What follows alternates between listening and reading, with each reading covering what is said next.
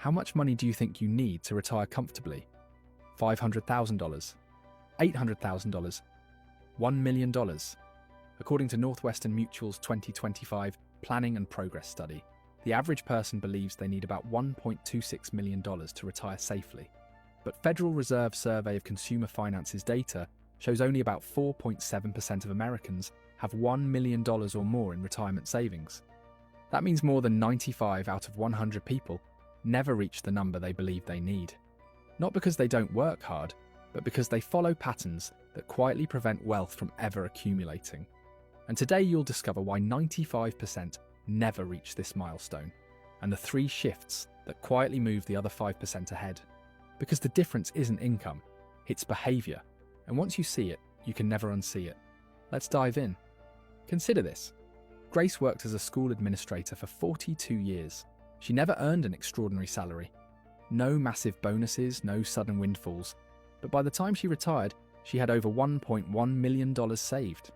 Daniel earned more than twice her income. Bigger homes, newer cars, expensive upgrades that made his life look successful from the outside. But when retirement came, he had less than $200,000. One had freedom, the other had stress. The difference wasn't intelligence, it wasn't opportunity, it wasn't income, it was behavior. Most people believe reaching $1 million starts with earning more. It feels logical. Earn more money, and wealth should naturally follow. But reality tells a very different story. There are doctors earning $300,000 a year who reach retirement with less than $500,000 saved. And there are teachers, engineers, and ordinary workers who quietly cross the $1 million mark. Income creates opportunity, but only behavior creates wealth. Bankrate's retirement savings survey found that nearly 60% of workers say they are behind where they should be financially, and many of them earn stable, respectable incomes. The problem isn't that they never earned enough. The problem is that their lifestyle grew as fast as their paycheck. Every raise became a slightly bigger upgrade, a better apartment, a newer car, more subscriptions, more comfort, more spending that felt small in the moment but permanent over time. This is lifestyle inflation, and it quietly keeps millions of people financially stuck. Because wealth is never built from what you earn, it's built from what you keep. Someone earning $50,000 and saving consistently is moving forward. Someone earning $200,000 and saving nothing is standing still. From the outside, one looks rich, but from the inside, the other is building freedom. This is why only a small percentage ever reach the $1 million milestone.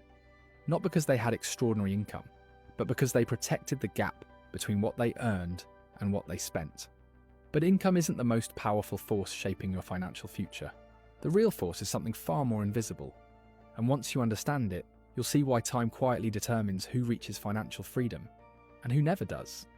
There's a reason $1 million feels like a distant, almost unreachable number. It's not only the amount, it's the time most people lose without realizing it. Here's something few people are ever told. The difference between reaching $1 million and falling short often comes down to when you start, not how much you earn.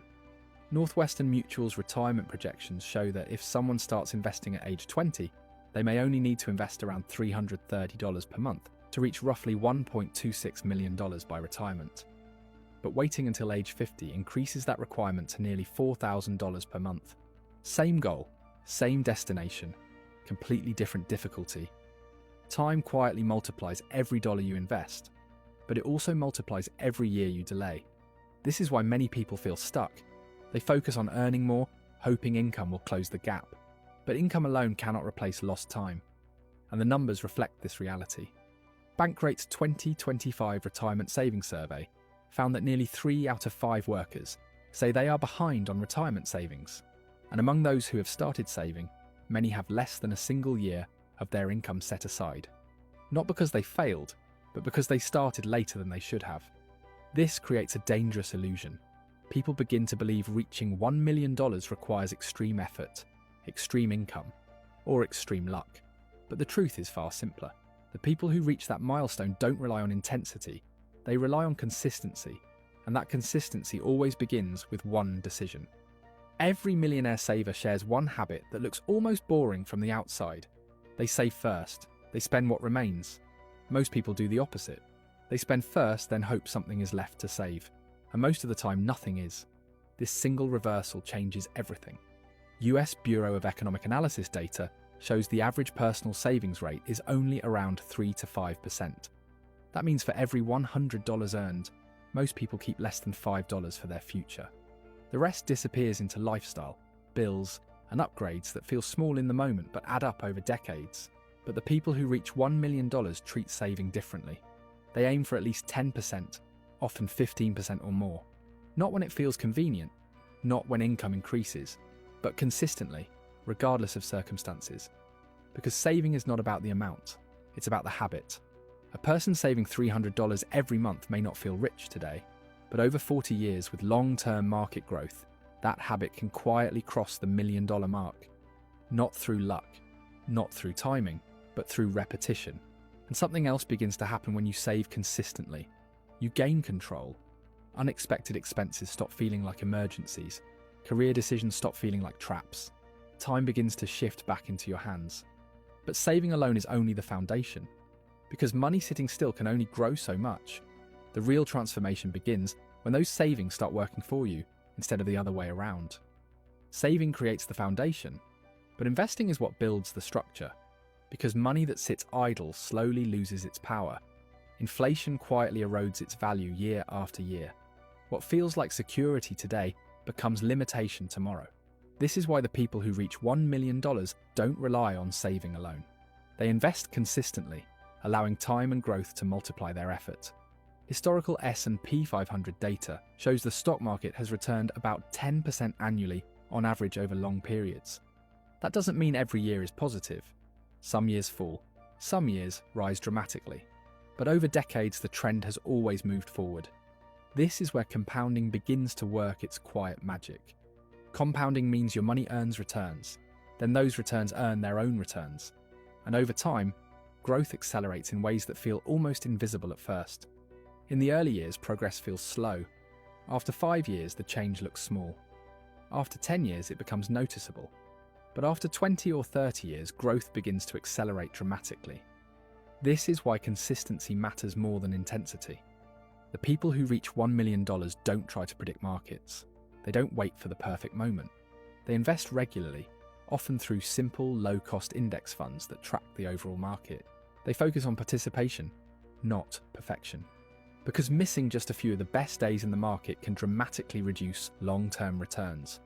But even investing has an invisible enemy, one that quietly cancels progress, drains momentum, and keeps millions of people financially stuck no matter how much they earn or invest. That enemy is debt. Not all debt is equal. A reasonable mortgage or low-interest student loan can be manageable, but high-interest consumer debt is something very different. Right now, according to Federal Reserve data, the average credit card interest rate is over 20%, one of the highest levels on record. Think about that. If your investments earn 8 to 10% over the long term, but your credit card charges over 20%, you're not building wealth, you're moving backward. Interest works both ways. It can build your future, or it can build your lenders. This is where many people get stuck. They try to invest while carrying high interest balances, allowing interest to compound against them. The people who reach $1 million understand this early. They eliminate high interest debt before accelerating their investments. There are 2 proven ways to do it. The avalanche method. Attack the highest interest rate first while making minimum payments on the rest. This saves the most money mathematically. Or the snowball method. Pay off the smallest balance first to build psychological momentum. One focuses on math, the other focuses on behavior. Both work. What matters is removing the drag. Because debt doesn't just cost money, it steals cash flow. A $400 monthly payment, invested at 8% for 30 years, could grow to nearly $600,000. But when that $400 goes toward high-interest debt, it compounds in reverse, building the lender's wealth instead of yours. Quietly. That's why aiming to be debt-free before retirement isn't optional for long-term wealth. It's foundational. When debt disappears, your savings rate rises, your stress drops, your flexibility expands. The 95% try to grow while weighed down. The 5% remove the weight first and then accelerate. And when you step back and bring everything together, something surprising becomes clear. Reaching $1 million was never about earning a massive income. It was never about luck, timing, or finding some secret shortcut. It came down to 3 simple decisions, repeated consistently over time. First, saving consistently, even when the amounts felt small. Second, investing patiently, allowing time and compounding to do their work. Third, eliminating debt so progress could move forward without resistance. Individually, each step seems ordinary, but together they quietly separate the 5% from everyone else. Because the real difference was never talent, it was direction. And here's the part most people miss.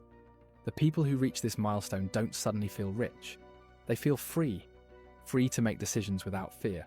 Free to walk away from situations that drain them. Free to use their time in ways that actually matter. That's what the number represents. Not status, not luxury, but control. So ask yourself this question. If you continue on your current path, where will you be 10 years from now? Still trading time for survival, or finally owning your future?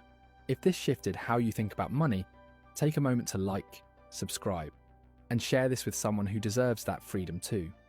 And comment below, at what age do you want to reach financial independence? Because the path is simpler than most people think. It begins with one decision, and it begins today.